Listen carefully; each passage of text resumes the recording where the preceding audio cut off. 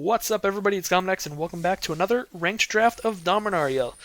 So last time didn't go super hot, but hopefully, with the experience I gained from that, and the luck of getting Multani pick one, pack one, we can turn that right around. So let's find out. Alright. So Multani, very easy. Pick one, pack one. Very hard to kill. 6 mana for basically a 6/6 reach and trample. And if it dies later on, you can return it back from your grave to your hand. It's like 2 bombs in one, or possibly even more. Very, very good card. Here at pack 2, we have a Techova, which is a very exciting card. 5 mana for a 3/3, and whenever a land enters the battlefield under your control, you gain a life and draw a card. That can add up pretty quickly to a whole lot of card advantage. Problem is that it is pretty easy to kill. It is just a 3/3. It is also 2 colors. And other than that, in this pack we have Eviscerate.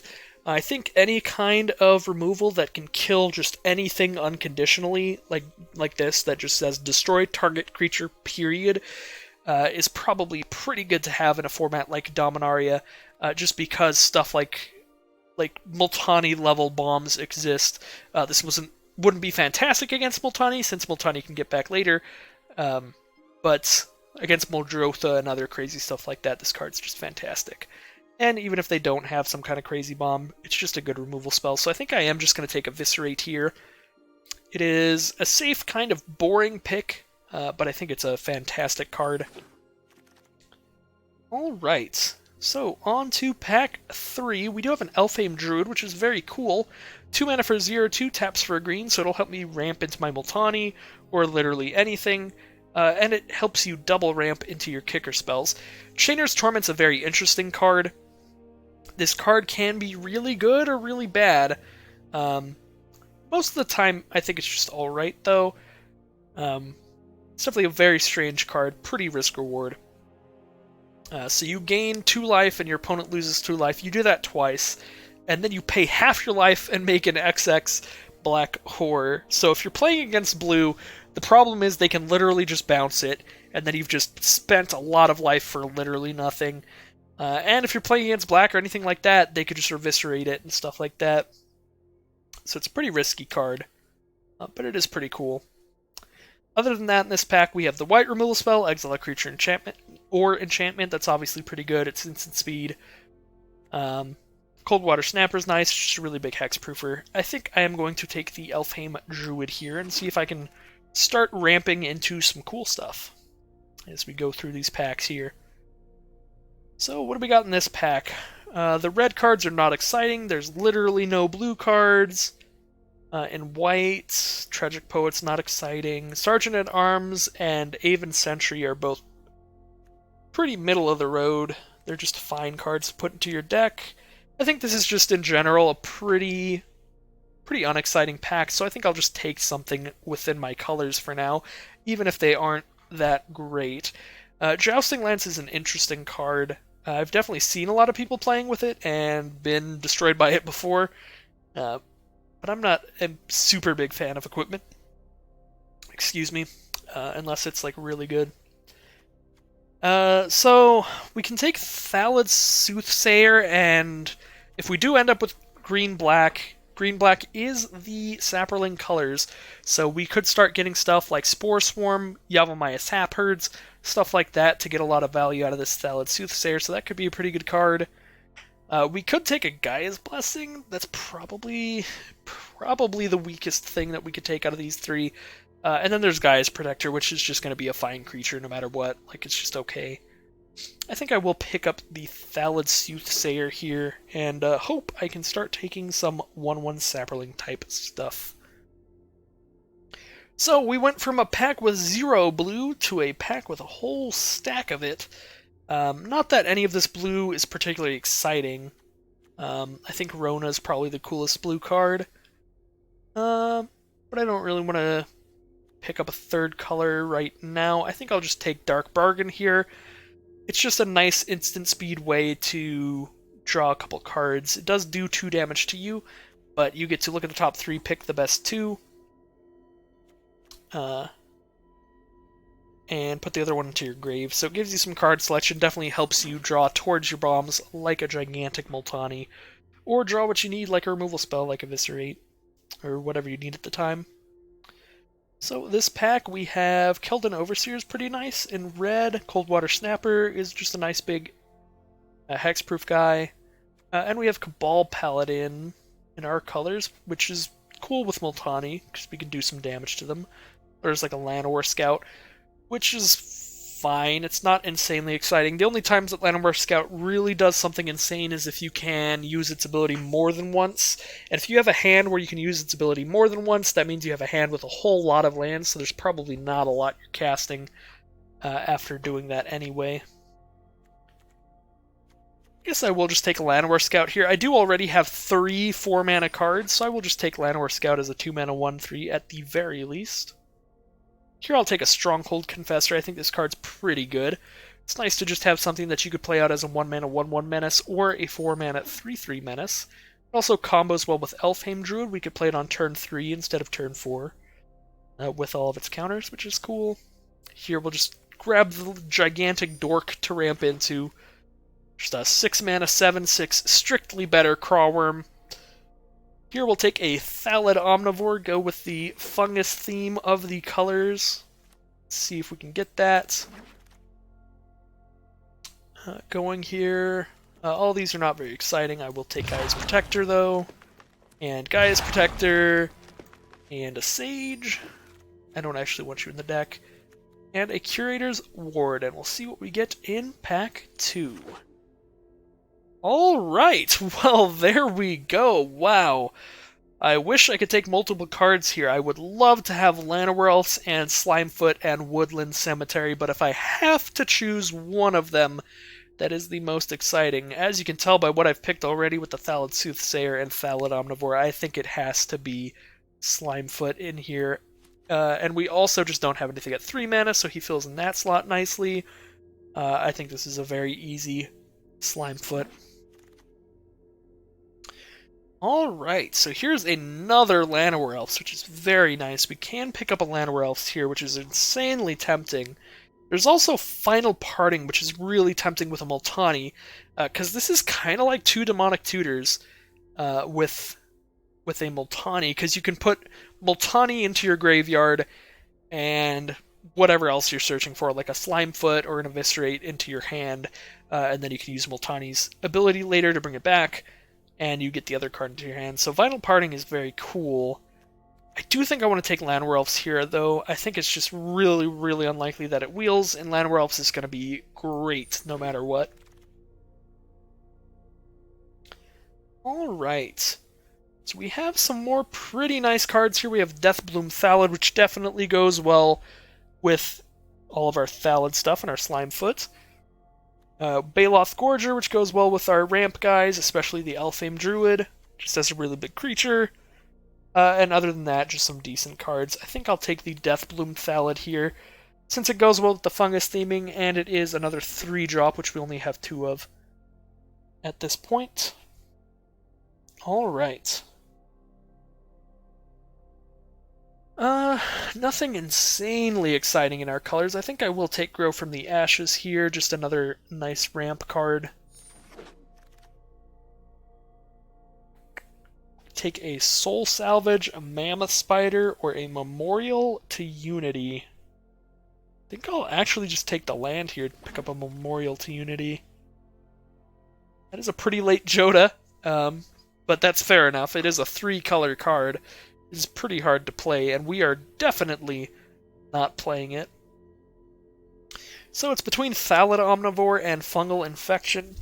Both are pretty exciting cards, and both are Thallid themed.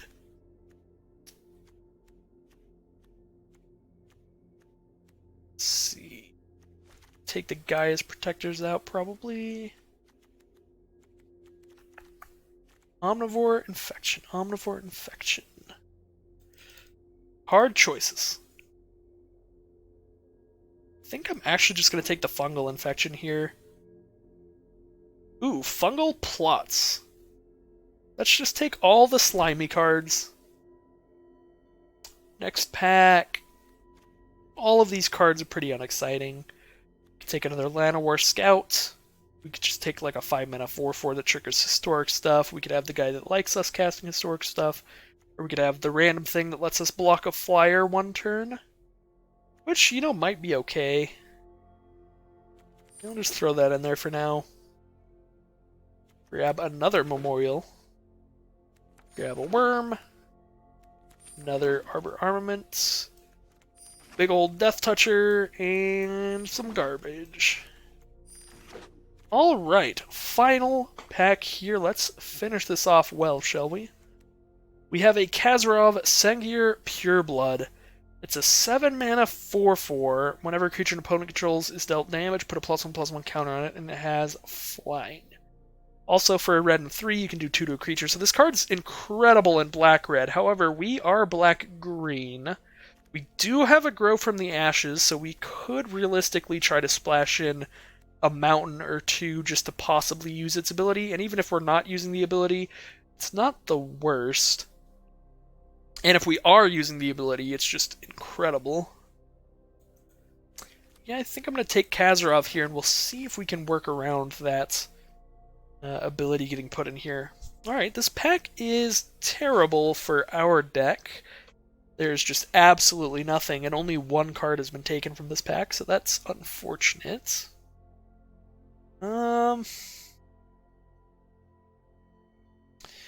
Yeah, I mean, I've obviously got no idea. I mean, I guess I can take Navigator's Compass. Like, maybe that'll that'll be how we're triggering Khazarov's ability. That's certainly very unexciting, but so is the rest of this pack.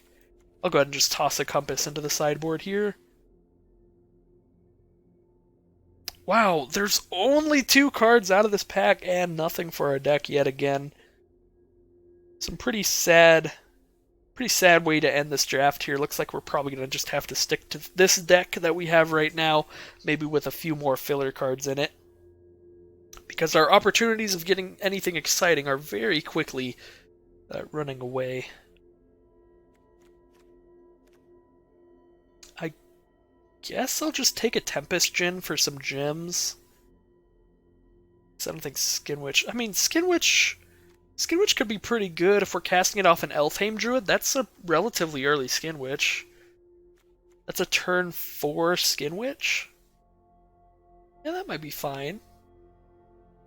We'll try it out. Pick up a Caligo Skinwitch. Here... I think it's going to be Wild Onslaught. It's between Thorn Elemental and Wild Onslaught for sure. They're both very similar in that they're late-game, very expensive cards that we can play that'll just... hopefully just end things. Thorn Elemental makes sure that it always does 7 damage to your opponent, if you need it to. And Wild Onslaught obviously puts a couple counters on all of your creatures, which is very nice with Saprolings, so I think I'm going to pick up the Wild Onslaught here. And here, let's go ahead and check out our curve.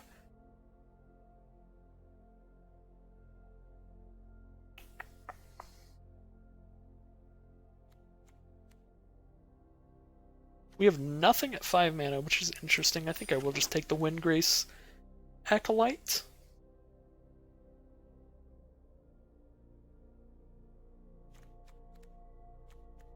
Take an Adventurous Impulse. I don't know if I'm playing that. Take another Thallid Omnivore. We might be able to main deck a Pierce the Sky if we don't really have that many ways to deal with flyers. We do have double Arbor Armament, as well as an Eviscerate. We do have 1 flyer of our own, I guess. Or 2 if you count Khazarov.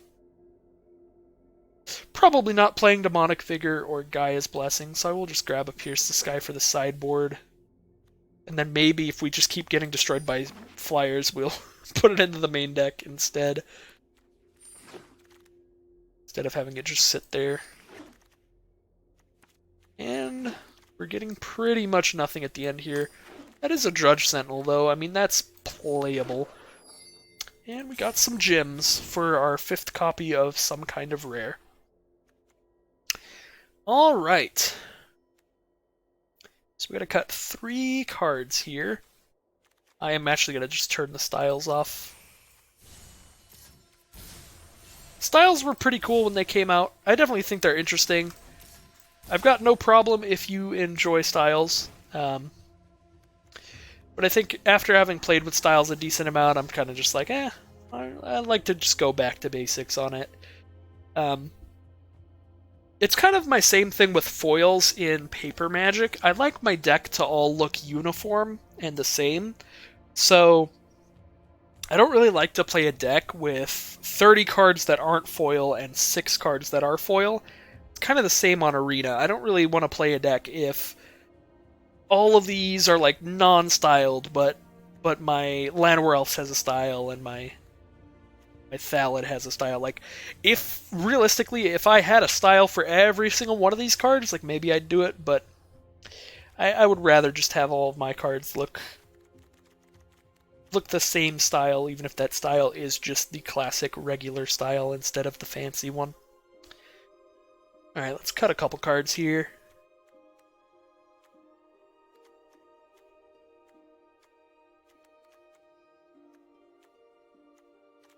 I think I want to cut some 1-drops. This is kind of just an insane amount of 1-drops for most limited decks. I mean, I like all of them, though. Like, Arbor Armament's probably the weakest one, but I don't have a lot of ways to interact with flyers, so I think it's fine in here. I guess I'll cut the armaments for now. I'm gonna take out one more card. Maybe I take out one of these really expensive cards here, but I do have Llanowar Elves plus Elfhame Druid plus Grow from the Ashes to hopefully ramp us into those.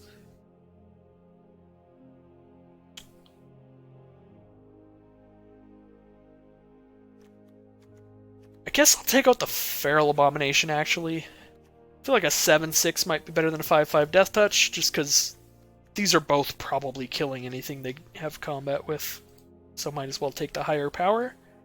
And we'll roll with this deck. But first, since they added it in an update, let's go ahead and choose our basic lands. I think today I will actually choose basic lands that are on Dominaria. So let's pick 8 of these. I love that they added that functionality, that you can finally choose your basic lands in an easy way. All you got to do is pull this open, click on basic lands in your advanced filters, and you can even do it in draft, which is super cool. Alright, what is the nicest looking forest? I think this was my problem with Dominaria basic lands, is that I think every color has one that looks really nice, or at least one that looks really nice, like the swamp here. The forests just aren't that interesting to me. I'm not like a super huge fan of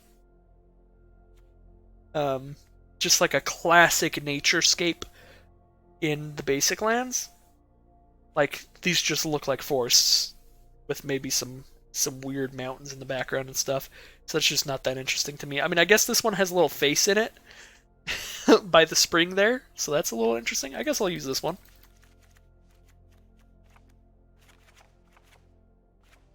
But yeah, you can definitely tell by my choice of swamp. Like, I don't like this because it's like just a swamp. There's like this big, like, I don't remember what that is. It's something in the story, but like there's this big volcano-looking thing that's just like shooting up like pure light blue light, which is super cool. Like my favorite island out of all the islands on Arena is actually just this Shards of Alara island, this classic artwork from Chippy. Just because it looks unique, like it looks so different. And that's what I like in my basic lands. Alright, I think we've meandered long enough. The rambling continues again. Let's jump into these games. And see if we can get a few wins here. Go at least 3-3. Anything below that is a disappointment. Because then you're below than average. Statistically. Let's be above average. Or, at the very least, let's be average.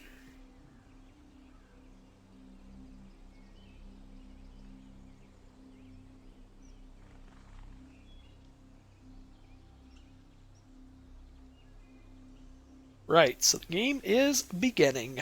I think my opponent is still choosing whether to mulligan or keep, and they kept. So we'll drop out our Memorial to Unity. Tragic Poet, turn 1 for our opponent. And we draw just about the perfect card to deal with that. I probably should have just waited till their turn just in case they play the 3-1 on turn 2. But I kind of want to just get it out there. There is there's like no advantage technically to not doing that. I forgot to put some mountains in here for Kazarov, I just realized. And I just clicked no attacks because it was the first button that I saw. Woo! We're off to a great start, gameplay-wise. If you came here for the smartest plays, you're definitely in the right place. That's solid proof right there. Alright, let's get in there with our 1-1. Yeah. So if my opponent survives this game with like 1 life, that's gonna be really embarrassing. But so are most of my videos. So, it's okay. We'll deal. No, don't. Just attack. We'll see if they offer the trade of the Aven Sentry for the 1-1 Sapperling. Highly doubt it, and they do not. I think I'm actually just going to play this Menace guy to keep the pressure on them. Slimefoot is fun, but I do have more than enough other stuff to keep playing here, so I'll probably not be using the 4-mana ability from the Slimefoot for a little while. There's a Quende, Pride of Femereth. So that's a 2/2 double striker.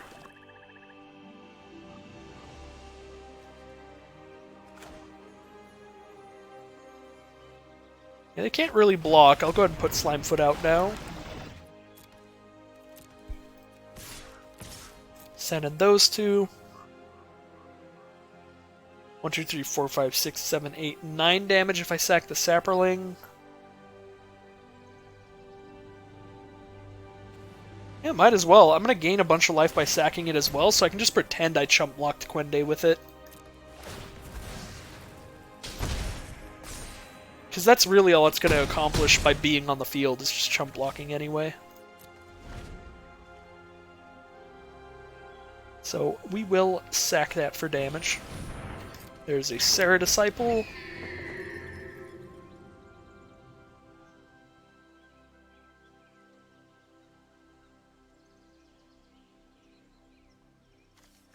I think it might actually be best to just not have mountains in here for Kazarov, just to make sure that our mana is consistent for all of our other cards.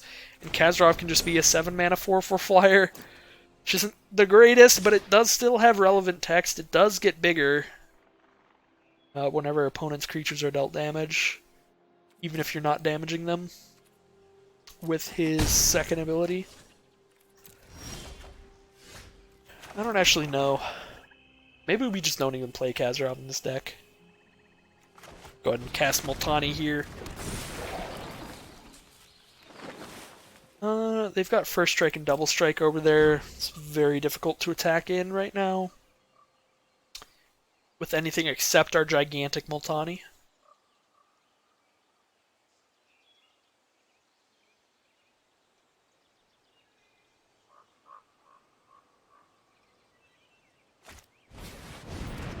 Dub the Aven Sentry. Well, now they have 10 First Strike blocks. 10 damage of First Strike on blocks. So if I attack with Multani, they could block with Aven Sentry and Quende and kill it immediately without losing anything. But then all of my other creatures damage them. I could just play a Kazarov. Kazarov isn't even the greatest right now just because of all of their flyers. But I could just start using Slimefoot's ability and sacrificing them to the Omnivore and just slowly drain my opponent's life out here. I think attacking can't go that wrong. Like, the most wrong it could go would be they could kill Multani without losing any creatures, but if they do that, they die all my other creatures instead. Yeah, I think I'm just going to press the advantage here. Like, I am going to lose creatures here, but they're at 7 life.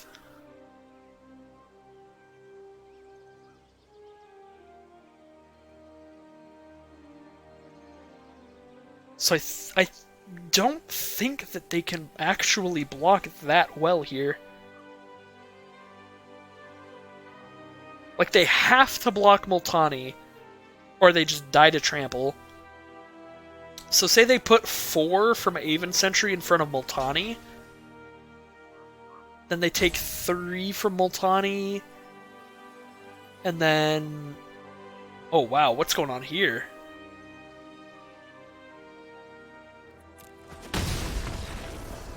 Okay. I guess they're just dead. Alright.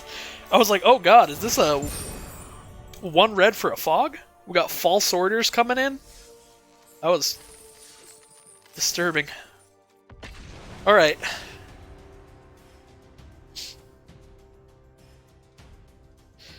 Well, I'm pretty sure they could not have made that great of blocks there. I think probably swinging them with everything is definitely right in that position. Or probably definitely. I think it's probably right. But I don't know.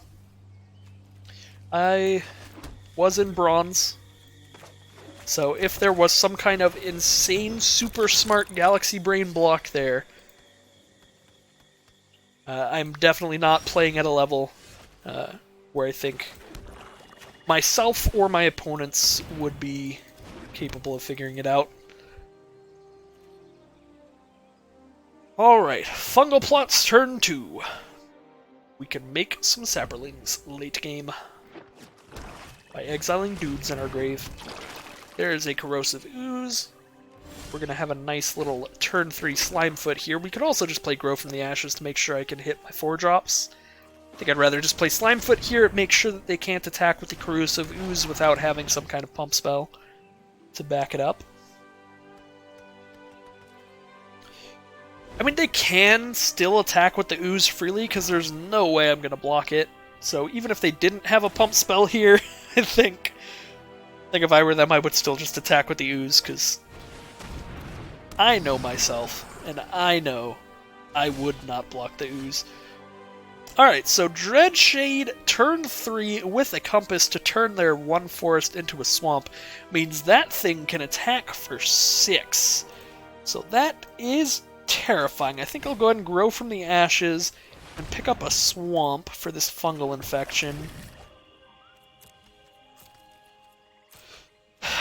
And we're going to have to be on that chump block plan against this Dreadshade. We might have to just dump all our mana into Slimefoot every turn just to have a Saproling to chump block the Shade, depending on how they play here. So let's see. No blocks. Do they just pump it up to 6? No. They still have other cards to cast. Thallid Soothsayer. Alright.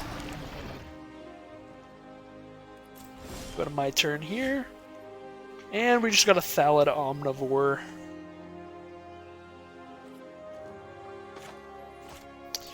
Think I'm going to just save mana for a Dark Bargain here. Could potentially throw a creature into our grave for our Fungal Plots. Could potentially hit our Eviscerate to kill the Dreadshade. Definitely hoping to draw into something that I don't have right now, because I need to deal with this Dreadshade. Or just make a 1/1 every turn. Alright. I'm going to take that Dreadshade damage. It's just going to be 3 again. And a Yavimaya Sapherd. Well, opponent can definitely draw a lot of cards. I'm going to go ahead and Dark Bargain now. I do have a good target for my fungal infection now, though. Be able to just use it on their 1/1. Alright, well, I think I'm just definitely not playing Llanowar Scout, so we'll just toss that into grave to make it a 1/1 Saproling instead. Later, because I do want to play a land. Now I could play a Thallid Omnivore and save up a fungal infection. They have the 2 mana to sacrifice the thing now, though, so I can't actually... Was not sure if they were going to play a land that turn. Definitely would rather they had not.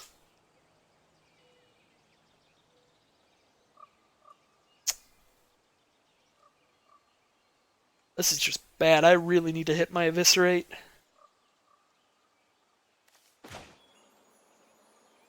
Do not tap that way. That's a terrible way to tap. Save up the black mana.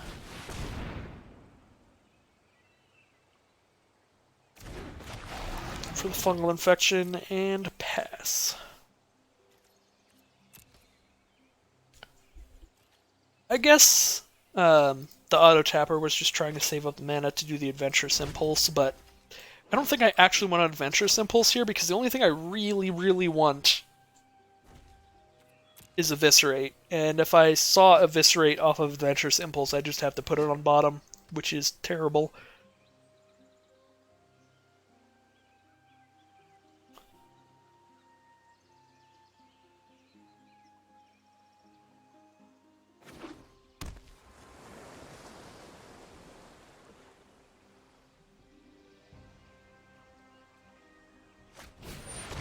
Settle the score. Exile my Thallid Omnivore.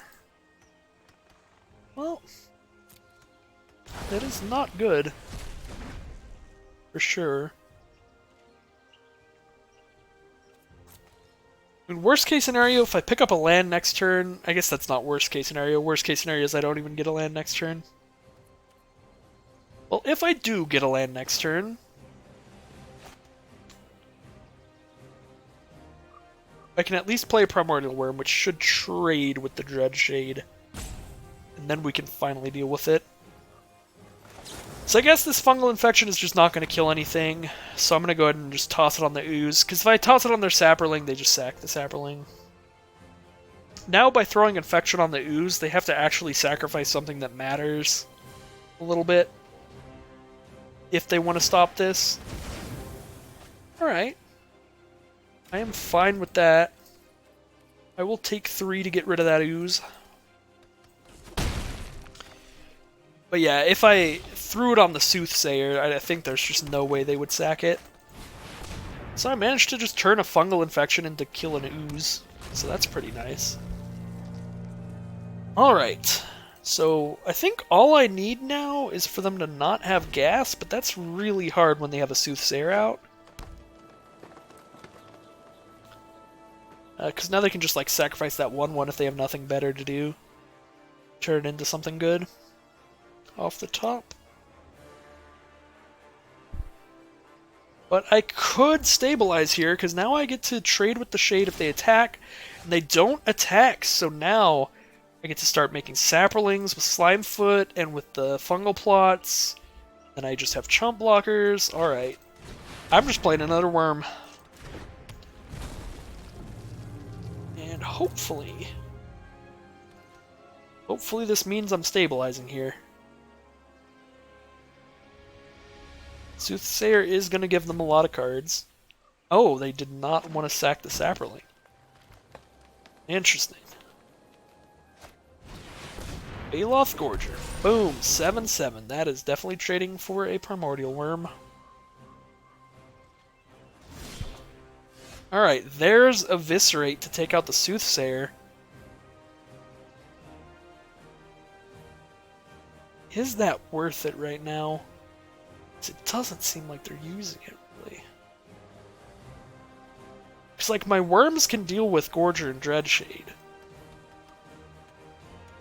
And then, I mean, they are green, blue, black, so like, if they just play a Muldrotha later in this game, I'm out of it. I have to assume if they're green, blue, black, they probably have Muldrotha in there somewhere. I think this Eviscerate is just too valuable to just use it to get rid of Soothsayer.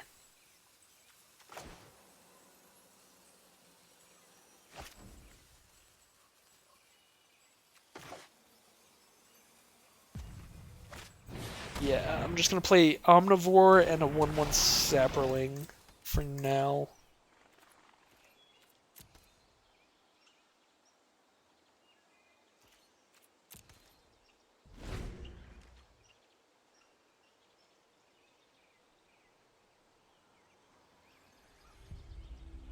And also, if they just choose not to attack with that Dreadshade for a long time, they could get to the point where they can pump it up to 8/8. And if they get to that point, then I'll need Eviscerate to deal with the Dreadshade as well. I mean, I guess I won't, actually, because then at that point I'll have enough mana to just make 2 1/1s every turn with Slimefoot. Maybe I'll be able to just win off of that. So yeah, I think the only thing I need this Eviscerate for is for a Muldrotha. Or some other kind of really big threat. It does suck not to just get rid of Soothsayer immediately. Alright, let's see what they got here. On board, they can only pump up Dreadshade to a 6/6, so we'll just trade here. Theoretically.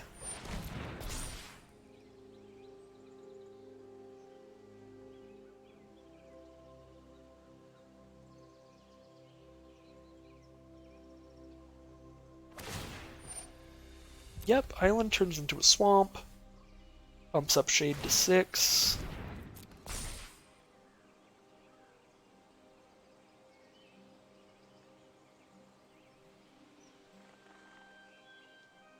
And they have one last card in their hand, and they are checking it out. Oh, they're gonna have it fight a creature while it's this big? Just have it fight my Slimefoot. Well, that sucks a lot of butts.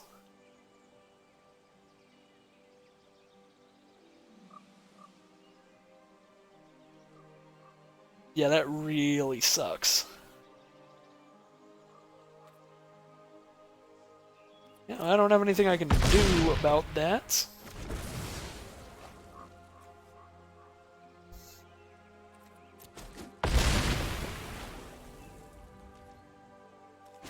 Go ahead and use the fungal plots because I don't have anything in my deck to bring things back from the grave.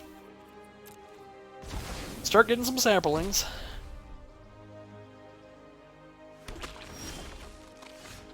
Another memorial.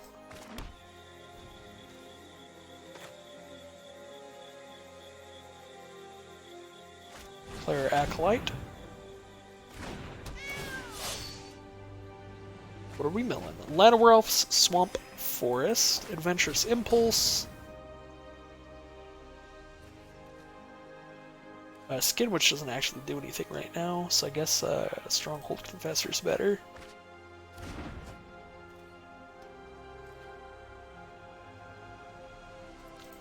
No attacks. Alright, we're going to start poking them for 3 a turn with a Windgrace Acolyte, and for now, that's the plan. For later, we're just going to try to draw Multani. Multani should be very large if we draw it. 6, 7, 8, 9. Multani will be a 9/9 reach trample that we can keep returning from the grave, so I think Multani's definitely what we want. And we also have 2 Memorial to Unity to dig for it here. But I think until then, we can try and get them to just waste all of their removal-style resources on just other threats like this Windgrace Acolyte. So let's just play it out like a regular game for a little bit. Just play our stuff, end our turn. If they don't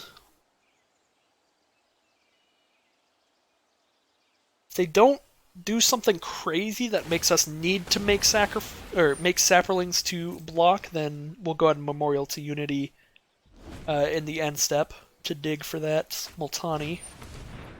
There's a Sparring Construct.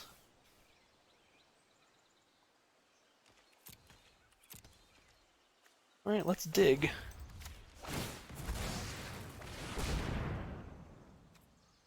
No Multani. Wow, there's a wild onslaught going to the bottom, unfortunately. We'll go ahead and pick up the Drudge Sentinel, though. Another land.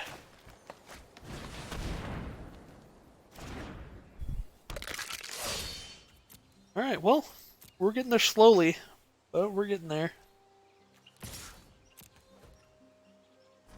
We do only have 13 cards left in our deck, which is a bit of a problem. Should probably start worrying about that a little bit. I do think I will dig again with the Memorial, though. I mean, the odds of not hitting Multani now are insane. Because we know all of these cards are not Multani. So, there are 1, 2, 3, 4, 5, 6, 7. There are 7 cards there. If we don't hit Multani off the Memorial, then Multani will be one of our next 2 draws. So yeah, no matter what, we're very close to Multani. So let's reach for him. Statistically, he should have been in here. But we're not insanely lucky, so we'll just take Kazarov instead. And now Multani has to be one of these 2 cards. So I guess we'll just draw all of our bombs at once here. Yep. There's Multani and Kazarov. I will play Kazarov first. Because I think he actually kills them faster. Since he is in the air. Yeah, now they're on a 2-turn clock in the air. And they already know about Kazarov. So it's not giving them any more information.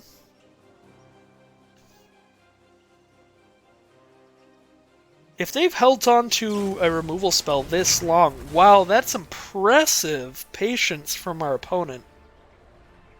I am genuinely quite impressed by that. Unless they just drew it last turn.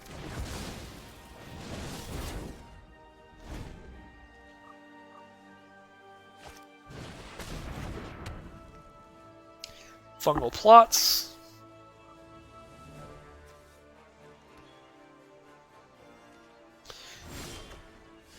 Alright, let's just play a real big Multani. That should hopefully do it. We'll take a little while, but it's not going to take 10 turns, so we'll be fine. Yep, there's the scoop. Because I was going to say, yeah, they have like 8 mana up, so they could make 4 Saprolings.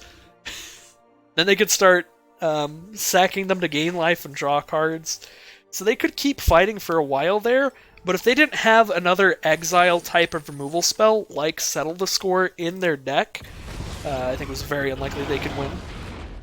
So we did get a mythic rare as a daily reward, which is super cool. It is just Varric's Bladewing, which is not the most insanely powerful card, but it is a cool card.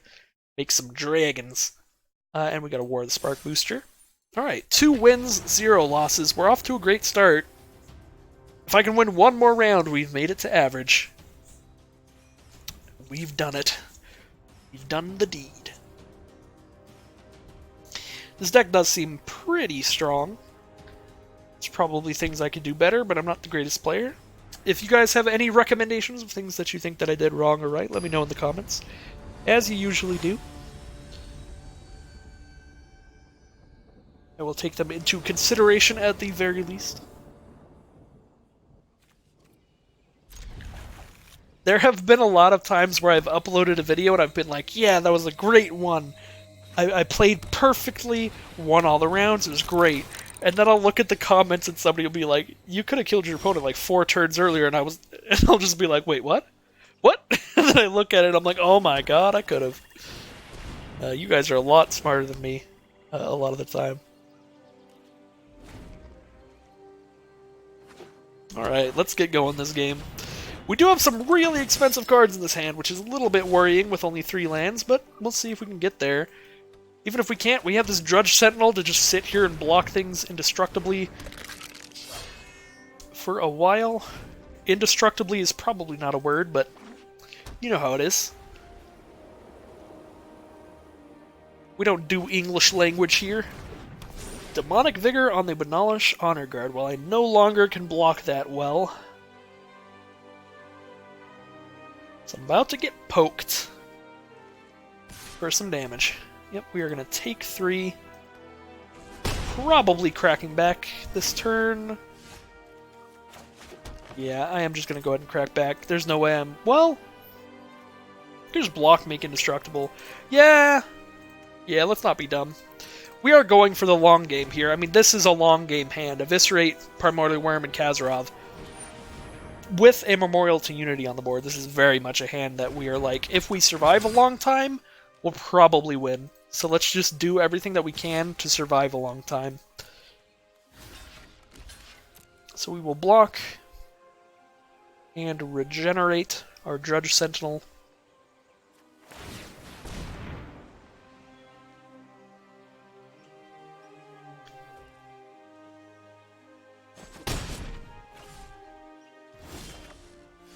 Alright, we are getting our lands. We're only one land away from the Primordial Worm, which should be able to just pop out here and be an ultimate blocker that could just block and kill any of their stuff. So that should be pretty nice. Another Banalish Honor Guard. Looks like they might be stuck on 3 mana. Looks like we're going to keep poking each other here.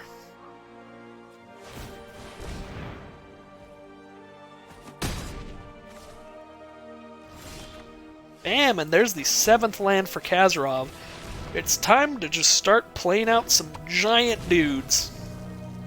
And hope that they're enough.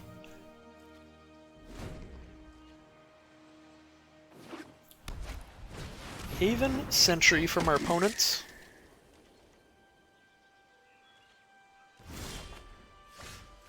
Alright, I'm just going to drop down Kazarov and swing in with the Primordial Worm. Because now, even if they do double block to kill the worm, I get more counters on Kazarov that way. While killing some of their creatures. And it looks like they don't even block at all. I would have expected a chump block or a double block. But 0 blocks is a plan as well. Here's an elephant. Just another good blocker.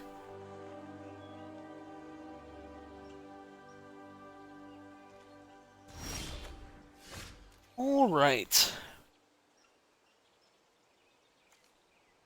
I think I'm just going to go ahead and use this Memorial right now and see if I can draw anything here. Stronghold Confessor is not the worst. I don't think I'm eviscerating anything this turn, so I'll go ahead and just play the Confessor. And I'm not too worried about blocking right now, so we'll send in Kazarov and Worm. They do have a pretty good double block on Primordial Worm now, though. If they block with the Excavation Elephant and the Honor Guard, I am just trading for the Elephant. But I am putting a couple counters on Kazarov that way, so I think I'm still fine with this attack. Looks like 0 blocks from opponent. They are probably going to try to crack back for something insane this turn. They might have some kind of field pump or something. Or they're just... yeah, they're going for a big crackback. I was going to say, or they are just...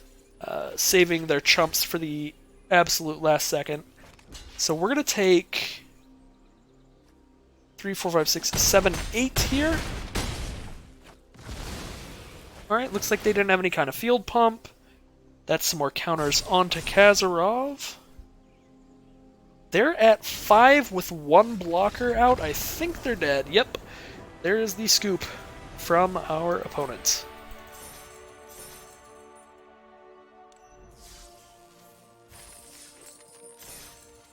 Alright, 3 wins, 0 losses. We could probably get some more. I'm getting real confident with this deck right now. But at the same time, I am in the very low ranks of Limited. I did have a gap of Magic Arena play for about a month or so there. Probably a month and a half since I've played any ranked. Any Limited ranked. So I dropped all the way back down to Bronze. So I do get a little bit of breathing room here as I work my way back up to Gold, maybe the one right above Gold. That's usually where I rest in my Limited ranks, is like Gold, Diamond is where I start to go just like 50-50. So I'm not the greatest Limited player, I don't make it all the way to Mythic or anything.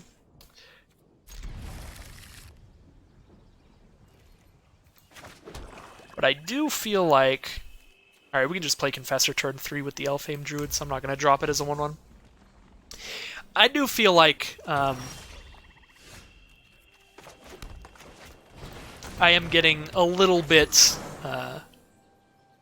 a little bit of an advantage in these early games against these bronze players, just because I haven't played in a while. I think I should probably be playing against a little bit higher ranked people.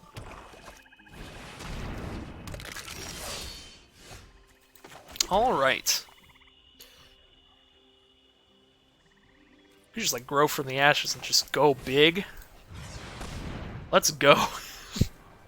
All the mana. No mountains, though. I still have not put any mountains in there because Kazarov seems to be doing, like, just enough without the red ability.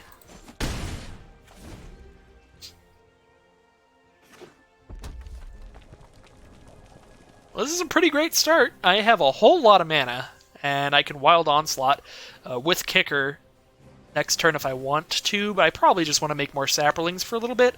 I can make 2 Saprolings next turn if they don't kill Slimefoot, but it looks like they're definitely eyeing Slimefoot. And there he goes.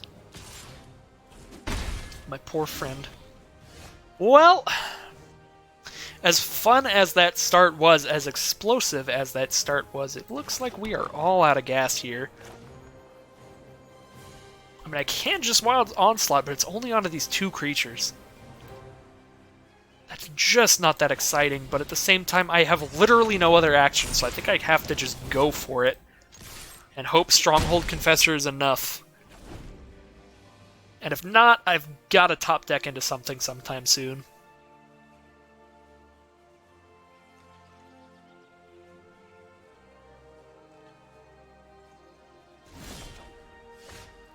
Memorial to Unity is a very nice draw. We get to pick the best creature out of our top 5 and cast it next turn, because I have more than enough mana to do that. I guess technically I could just play like Swamp and more Memorial, and then I only have 5 mana untapped, so if I hit Primordial Worm or Multani, any of my 6 mana or 7 mana creatures, then I can't actually cast them immediately. Alright, opponent is down to 7.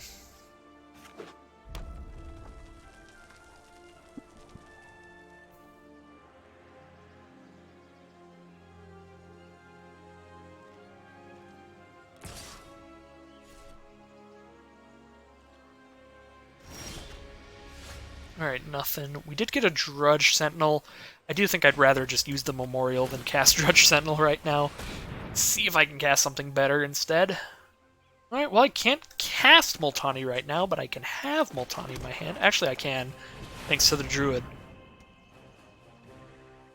I completely forgot about the Druid, because I was just assuming I was going to attack with Druid this turn. But yeah, if I get a crazy 6-drop, I'm not attacking it. I am attacking with Confessor, though. So a fungal infection could be pretty clutch for my opponent here, but otherwise they can't really block. Just because of the menace. And it looks like they did not have a fungal infection. Alright, they gotta play something real crazy here to get out of this. They are at 2. It's a Marwyn, they've got 3 mana left, and it looks like they do not have the answer. So Multani will take the game, as he does. Let's see what our daily reward is. Bonded Horncrest, alright. 4 wins and 0 losses with Multani.deck. I mean, this deck isn't just Multani, we also do have a nice little Saproling sub-theme, as well as a little bit of a Kicker Ramp sub-theme. We're kind of just green-black good stuff. A little bit of every green-black deck in here.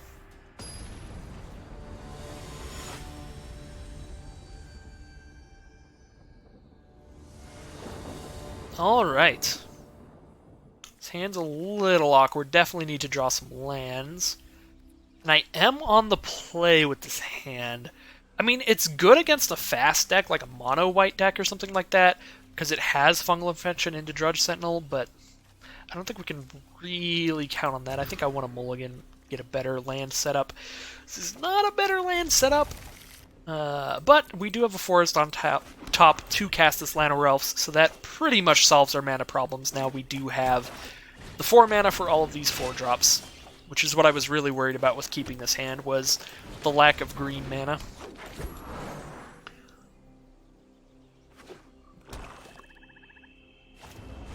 Alright, rest in peace, Llanowar Elves. That is a fungal infection. My opponent is on 1/1s.deck right now. I am not a fan. Killed my 1/1 to make him 1/1, that's not fun. Alright, down to 17. So we'll play a 3/3 blocker. I'm going to play the Omnivore before the Soothsayer, because I care about the Soothsayer a little bit more. That's probably not correct. I probably should care about the Soothsayer less, because I don't really have anything in my hand right now that I'm willing to sacrifice for it. Could eviscerate the Flyer right now and just not worry about it, but I think I'll just play the Soothsayer.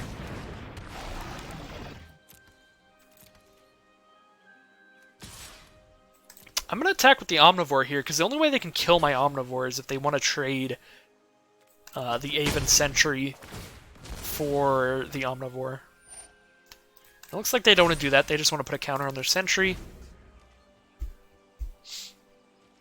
Probably going to eviscerate the Aven Sentry this turn. I'm trying to pass. I'm not doing a good job at it. Come on. There we go. Cabal Paladin.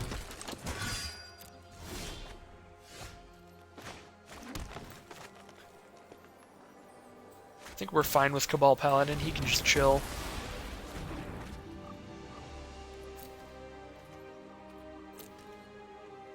Attack with the Omnivore. See if we make a trade here. We do make a trade. Ooh, he's letting me kill both his creatures. Alright. I was not going to sack the Soothsayer there. But I guess by blocking the way he did, he doesn't give me the choice. Alright, Windgrace Acolyte, that is another flyer, that's a problem. Definitely need to hit my land for my Khazarov to survive that. Is not a land for Khazarov, but Slimefoot is really good with the Soothsayer. Maybe they'll actually be inclined to trade Soothsayer for Acolyte just because Slimefoot plus Soothsayer is a great combo. I think this trade's good for both of us. I would totally take this trade. Yes. Now we're both happy. I don't have to be worried about being at 13 life against a flyer. And my opponent doesn't have to be worried about Soothsayer plus Slimefoot. And it looks like because of that Blessed Light, they might have... I feel like they top-decked Blessed Light, because if they had Blessed Light in their hand when I made that attack, I definitely would not have taken the trade. Because then there's nothing to worry about with Soothsayer, because you just get rid of Slimefoot anyway, so there's no real combo going on or anything. There's just a 2/3 on the board that doesn't really do anything by itself. Alright, so they have 7 lands. Hopefully no more removal, but they could definitely have more. They are in the prime removal colors, black-white. Have some of the best removal in the set, Eviscerate, Blessed Light, of course. There's a Soul Salvage returning their flyers, sending out an Aven Sentry. So I will go ahead and poke them with Khazarov while I still can, and then basically every turn from now on, Khazarov is going to be sitting here attempting to block their flyers. If they have any kind of removal or pump spells, that'll be pretty bad for me. I don't think I can really recover from that, unless I draw another bomb like Multani. But we'll see how things go here. Alright, well this is terrifying.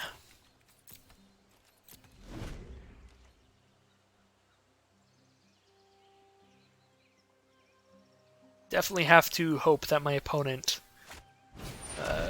does not top deck into anything here. Just draws solid lands for a while.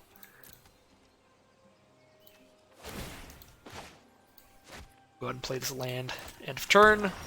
Be like, haha, I actually didn't have anything. Joke's on you. Alright, Dark Bargain it goes. It's kind of a risky bargain, because we are going down to really low. Alright, this is a nice Multani. Right. We really needed that Multani to block these flyers. However, we don't get to play it immediately. So we could just die right now. That would be pretty bad. But if we don't, we're about to have two very good blockers for all of their flying shenanigans.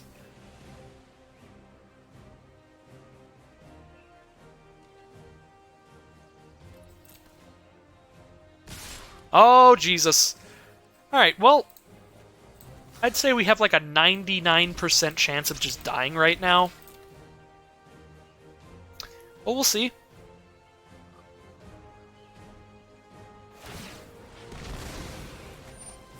Okay. Sack to buff the Omnivore, that way Kazarov doesn't get any bigger from that.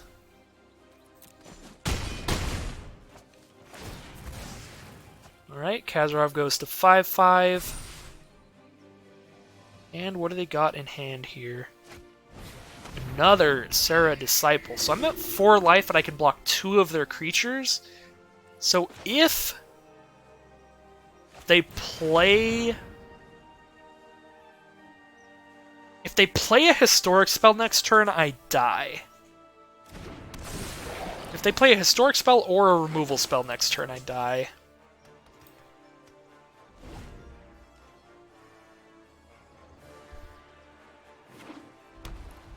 Hopefully, those are just some lands in their hand, like on my field here.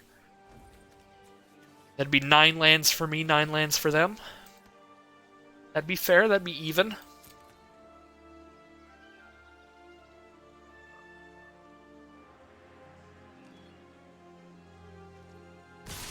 Oh no.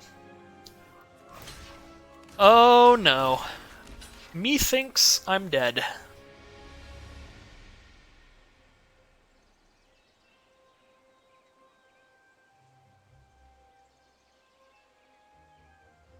Let's see. Go to 2.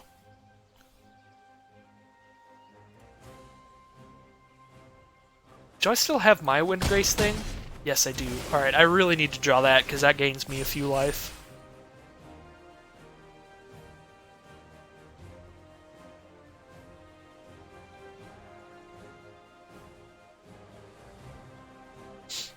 I think that attack earlier with the Kazarov was definitely a mistake. Having 3 more life at this point would give me a lot of breathing room, actually, at this point.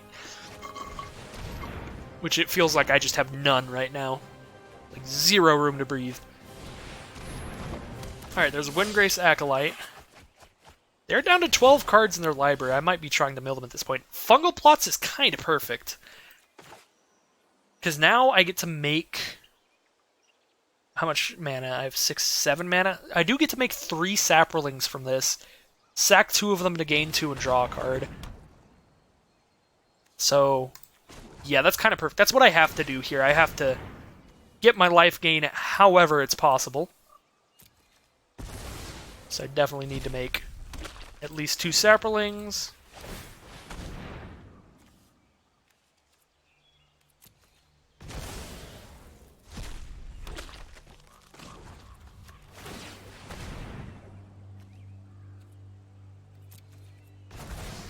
Alright, so if I pretend I'm at 4, I block Acolyte with Kazarov and I take 2. If they top deck a Historic thing, I die.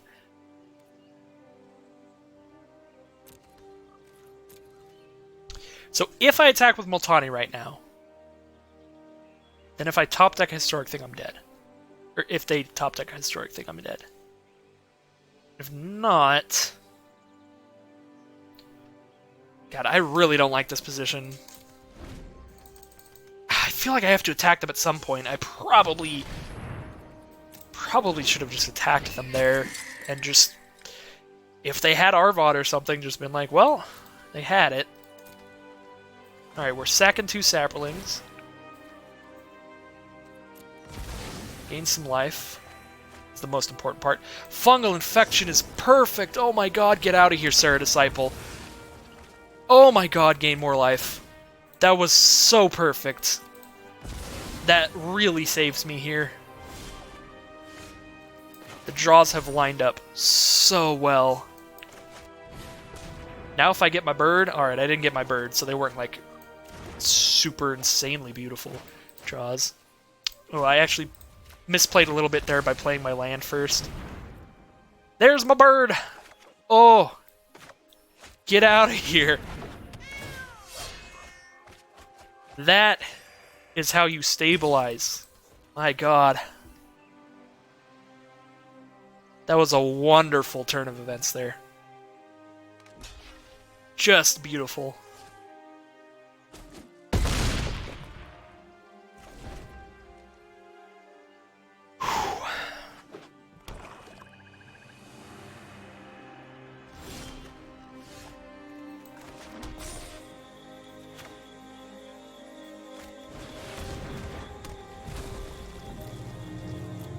And we just keep sending him with the giant trample guy. They got 2 turns left. I mean, they have 1 turn left. I have 2 turns left. I have that turn and then 1 more turn.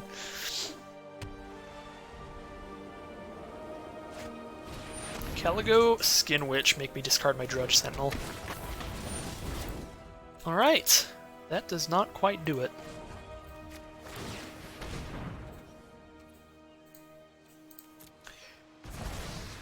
Oh, that was a stressful game, but that was beautiful. That just shows off the power of these random value cards that we managed to pick up. Like the fungal plots plus the Memorial to Unities were so helpful. Adventurous Impulse was nice. And then obviously the bombs were bombs. But being able to sift through so many cards there was quite helpful.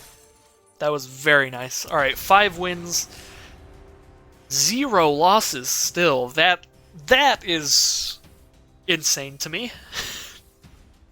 Because last Dominaria draft that I recorded earlier today, I did abysmal. In terms of how I played, I actually went 3-3. I just made a whole bunch of mistakes, and I don't think I drafted that well in the first place. But this is going swimmingly so far. I think I'm going to have to mulligan this. I really need green for this, and I don't have it. I'll keep this one. Hopefully Adventurous Impulse can get me there. Llanowar Scouts is not super exciting. I do just have fungal plots on 2. I think I'd actually rather just hit a land than a Llanowar Scout here. And I just gotta hope. Like, my opponent mulled to 5 here, so I think the odds of them having like a really strong aggressive hand are just really low. So, yeah, I'm hoping they don't have a really aggressive hand that I need a 2-mana 1/3 against. Alright, so we're going to play Elfhame Druid. Then I get to Memorial to Unity plus Stronghold Confessor next turn, which is nice. Academy Drake from our opponent. That is a 2/2 with flying. That is something I am not very good at blocking. So hopefully having the bigger evasive creature will scare them. And it does not scare them at all. They're like, get that out of here. Here's some lightning. Get out of my face. Alright, well, we have 5 mana. I'm just going to play Soothsayer, though. And if I get a single land, I get to drop down Multani, and that should be really hard to beat. Especially since they just use a Deep Freeze on a Soothsayer. Let's hope they don't got removals. No more removal, please. Get in there, little spinny disc man. I say little, but he's quite massive. They should not mill me. And they did mill me, which makes Multani larger. Alright. I only have 1 black mana right now. I can't cast Khazra. That's kind of funny. Alright, so now I have fungal plots with all the stuff they dumped in my grave. This should be pretty fast, pretty easy victory here. We just drew both of our bombs. Not the fairest game of Magic here. But if they win, I will be very impressed. We'll see. I doubt it'll happen, but you never know. Alright, make some saplings.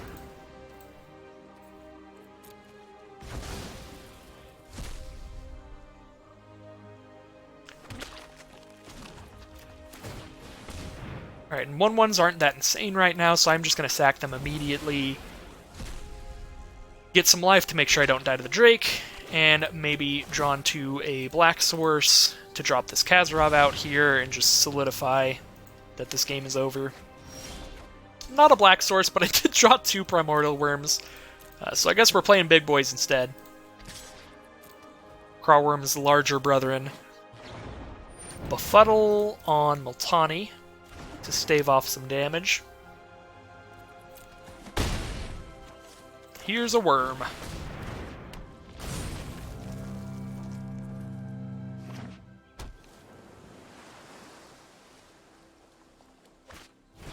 Weight of Memory, mill me some more, probably make Multani larger and feed my fungal plots a bit. And there is the scoop. Alright, well, that game wasn't fair. That was bombs. Bombs.exe. Opponent did have a pretty impressive start for a mul to 6 or mul to 5. I don't remember, but I did like my opponent's deck and their start quite a bit. Just Academy Drake into some draw spells and stuff like that. Seemed pretty nice. But it is very, very hard to compete with a Multani. So that's 6 wins and 0 losses, which means if I win this game, I got a 0-loss run? That shouldn't happen. That's not good. Something's gone wrong if this dude can get 7 win, no losses.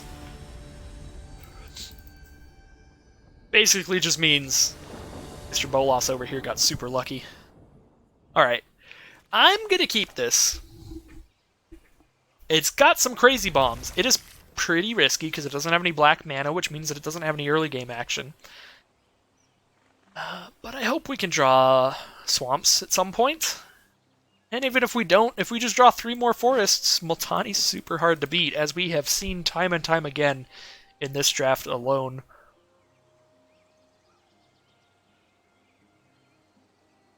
So, starting it off, looks like our opponent is still choosing whether or not to mulligan here. Alright, the game has begun. That is a mountain, and we will just immediately draw that swamp. Because there is no justice in this world. There is only the chaos of random luck. So they're black-red, so they don't have any white permanents to make that larger, so I am actually just going to play the Skin Witch to stave off some damage here, because again, this is one of those games with the way that my hand is, and the way that my deck is just in general. I think if I can survive the long game, I can win the game. If I make sure that this game takes a long time and we have time to play these giant cards, I think my giant cards will hopefully be larger than theirs. So I'm just going to do everything that I can to make this game last as long as possible. So this is probably like a Shivan Fire or something to kill off the Skin Witch. But I don't care about the Skin Witch at all, so we'll see. And it looks like it was just a bluff. There's really no risk in doing that attack for my opponent, so that's fine. And we will pass again. Deathbloom Thallid is pretty good on this board. I can't really block that well. So if they did have some kind of little burn spell like a Wizard's Lightning, they'll probably just throw it at Slimefoot at this point. Alright, we'll go ahead and block the Knight of Malice. Take the 3.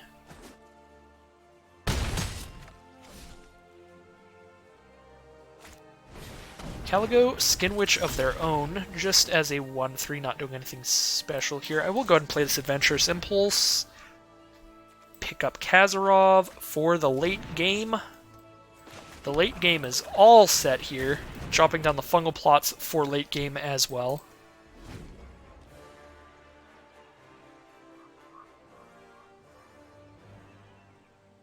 And now all we have to do is survive, but that might be easier said than done.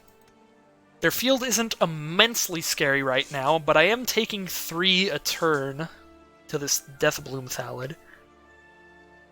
And all it takes is one more pretty good creature, and this field will flip drastically in my opponent's favor instead.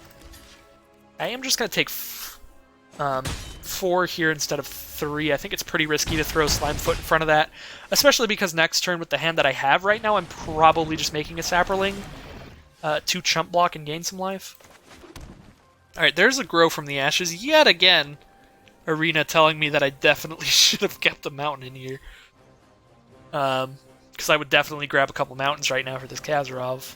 But as it stands, I know I can Multani next turn, so I think I would rather actually just play a Saproling here.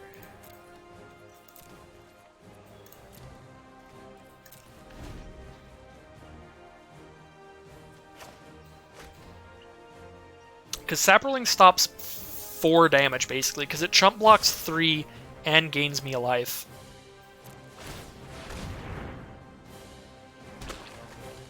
Alright. We will block there. Block there. Take 4 again.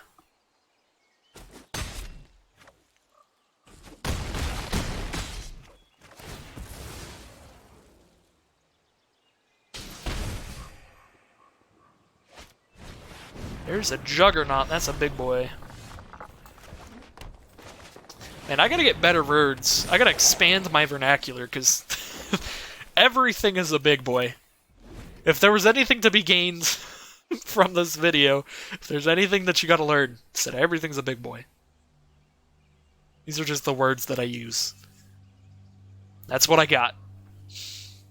Alright, if they have an Eviscerate, this is another one of those situations that was very impressively played by my opponent, because I totally would have just Eviscerated Slimefoot a century ago. But we'll see. Maybe they do have the removal for Multani. But if they don't, this is where we start to stabilize. However, with the way they've been attacking, it does definitely seem like they have some kind of burn pump spell, but I'm still absolutely blocking with Multani because I get to cast Kazarov out there next turn as another massive blocker. And I can just get Multani back and cast it on turn 8. The turn after I do the Kazarov. So I am also going to block with Slimefoot as well here, because if they have some kind of burn shenanigans, they have to pick one of the two to deal with here, so they'll probably just deal with Multani anyway, so I think it's pretty safe to block with Slimefoot here. Of course, the problem would be if it's something like a Trumpet Blast that buffs all of their attacking creatures, which it could be. Like, I don't remember this format very well, I don't know if that exists here. But if it does, that would be pretty bad. That could just kill all my creatures here.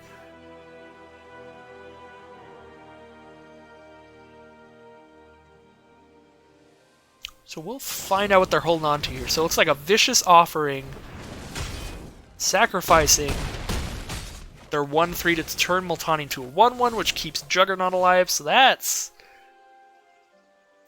actually, like, really good for our opponent. Alright.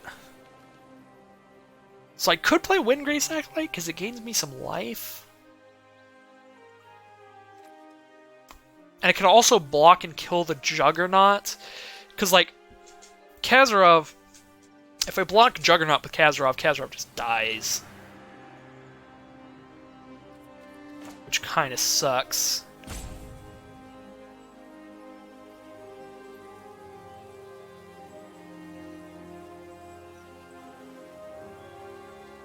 I think I need to gain some life here. This is getting really scary.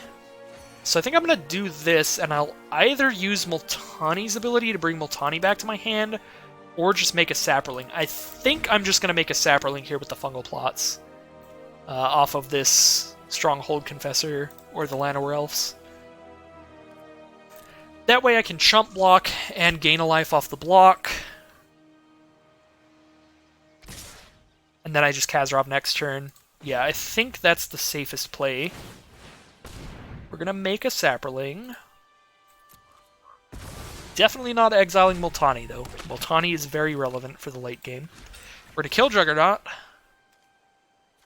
We're going to hope to God they don't have more burn, because God, Slimefoot is going to have a real bad time if I do that. Let's do that, actually. Please, no more burn. Oh, thank God. Alright. That would have been so bad if they just had a Shivan Fire then, because then they shoot down the Slimefoot. That's pretty bad. I need that life gain. all the life gain I can get. Get to Journey Mage as a 3-2. They now have two 3-2s and a 1-2. So I can just play Kazarov, or I could actually just play Multani now. Yeah, I think Multani's probably actually better. Whoop. Play the biggest boy. And no attacks.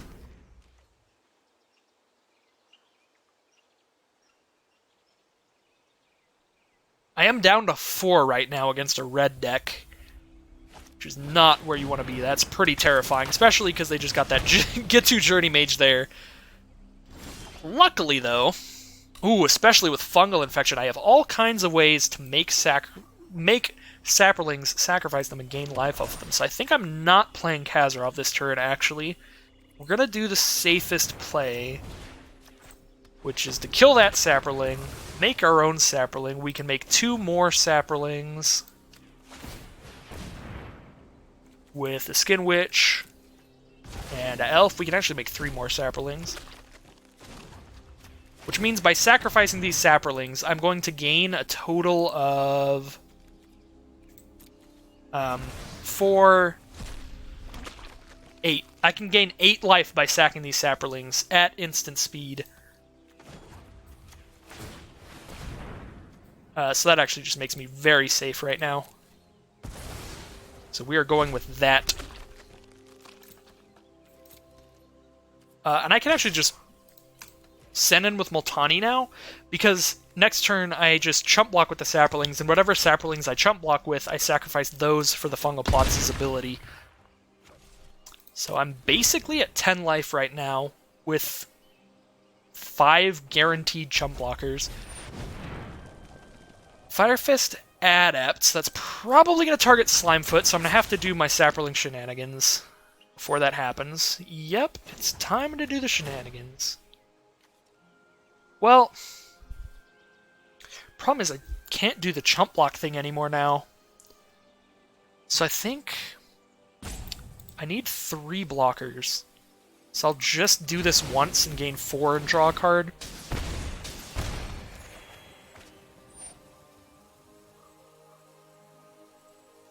If I do this again, I go to 10. The most they can attack me for is 9, and they just die on the crackback if they do that. Actually, just do this again.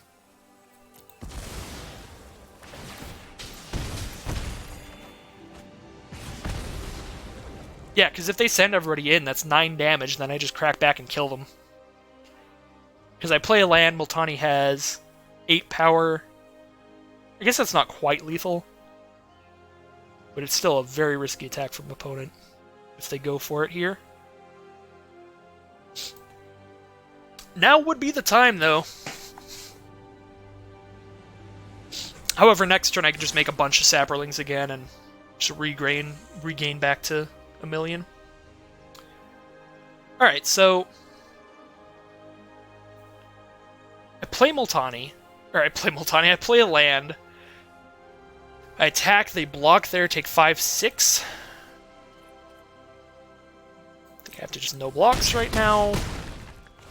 Just to save this so I have more Saprolings for gaining life. Yeah, because I only have 1 creature in my grave, so in order to gain some life off these Saprolings, I need this one still around. Alright. Play a blocker. Play a land.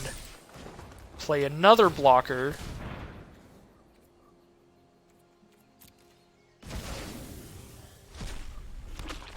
I now have 3 chump blockers. And I'm at 3, basically. And they have to lose the Fire Fist to the Multani. And go to 3. So if they can't kill me this turn, that should do it. And we've got some extra mana here. Probably sack that Memorial during their turn. Definitely not casting Dark Bargain. I could also grow from the ashes just for a random land. I think I'm just going to sack the Memorial. Alright, the moment of truth. Do they have a removal spell?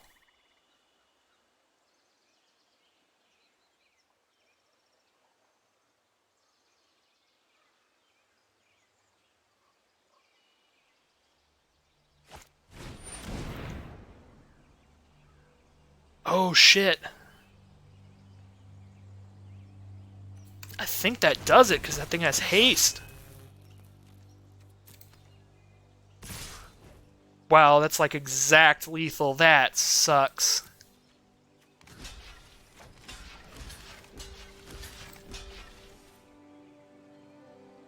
Do any of the things have first strike? None of their stuff has first strike. So I can't even like throw the Elfheim on a first striker to make another Sapperling. Just sack to gain more life. Oh, that sucks. I have to top deck something like beautiful. Nope. Oh, exact lethal. Oh, that's so sad. That was infinitesimally close to a 7-win, 0-loss run, but alas, we did not quite get there.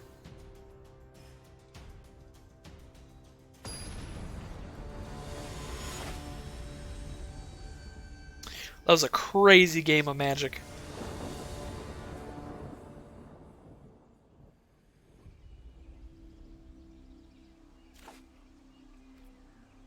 Alright, we are going to keep this start.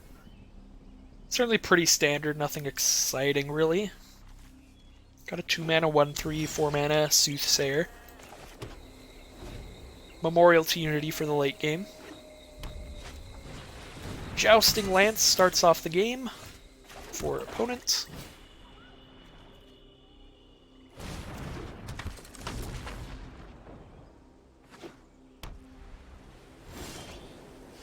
Ooh, and a Slimefoot. Alright, that's an exciting draw. Opponent is on Jeskai, blue, red, white over there. Maybe they picked up a Joda or something. We'll probably find out as the game progresses. However, that Sultai guy that we were playing against, the green, black, blue guy, he never played a blue spell. So he probably just didn't draw it, but who knows. Alright, don't know what's going on with my opponent. I am pretty concerned because they haven't. It's turn 4 and they haven't played anything, which means that the cards in their hand are quite expensive. Which means I could just get out power leveled by a landslide here. We'll see. Nabon does not do it, especially with a fungal infection. So I'm very happy with that. Let's actually just go full aggro here. Let's start the onslaught. And see if hopefully I can kill them before they play any of their large stuff. And that is the concession from our opponent. That will end the run. Very slightly disappointing run. Just because of that last second. We came so close to the sun. So close to the 7-0. And just tumbled last game. But how can you be disappointed about a 7-win run at all? So let's go ahead and claim our prize here. Check out our prize packs and see if we get anything cool here. I'll go ahead and open these War of the Spark packs that we got for our daily quests as well during these videos. Demon Lord Belzenlock it is. Your #1 trusted ally in Momir's madness. It's back at it again. Alright. He's a mythic rare. He's cool. Definitely a nice card to get. Let's see what we get here. Rite of Belzenlock. Wow, it is all about Belzenlock today. Just get the Demon Lord himself, as well as his right. Check out what we get in War of the Spark. Who are you to call me mad? Sarkin the Masterless. Very cool card. Great for people who love dragons, and great for people who love planeswalkers. He's absolutely bonkers in a Super Friends deck. You could just randomly kill your opponent out of nowhere when you cast this out with a couple planeswalkers left over. And obviously great in a dragon deck because you just play him and make some dragons. Final booster pack of the day. Mythic rare wild card from opening a bunch of packs. Super cool. And an Oath of Kaya, yet another great card for Super Friends. But obviously that's a lot of the cards in War of the Spark. It is a set all about Planeswalkers, so you gotta expect some stuff that works well with Planeswalkers. Well, thank you everybody for watching another Ranked Draft of Dominaria on the channel. I will see you all again very soon for some more Magic Arena content. Thank you all for watching, and I'll see you again next time.